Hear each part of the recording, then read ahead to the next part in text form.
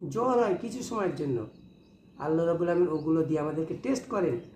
টাকা সম্পদ ধন সম্পদ ওগুলো স্থায়ী নয়, টেম্পোরারি, ওগুলো দিয়ে আমাদেরকে টেস্ট করেন। আল্লাহ রাব্বুল আলামিন সূরা মুলকের মধ্যে বলছেন, আল্লাযী খলাকাল মাউতা ওয়াল হায়াতা লিয়াবলুয়াকুম আইয়ুকুম আহসানু আমালা। আমি মানুষকে ধন সম্পদ দিই, মান সম্মান দিই, পরীক্ষা করি, দেখতে চাই কি আমলের দিক থেকে সেরা, এইটা দেখার জন্য। যার পরীক্ষা যত কঠিন তার আল্লাহ ইজ্জত তত বেশি বাড়িয়ে দেয়। কেউ যদি মাধ্যমিক পরীক্ষা দেয়, মাধ্যমিক পরীক্ষা রেজাল্ট পুরো ওয়েস্ট বেঙ্গলে ফার্স্ট হলে সারা মানুষ জানে, উচ্চ মাধ্যমিক দিলেও ফার্স্ট হলো, ইন্টারন্যাশনাল পরীক্ষা দিল, অলিম্পিয়াড পরীক্ষা দিল, সারা পৃথিবীর লোক জানল। যত কঠিন পরীক্ষা তত ইজ্জত বেশি। যে মানুষকে যত কষ্টের মধ্যে আল্লাহ রাখবেন, সেই কষ্টের মধ্যে যদি সবর করে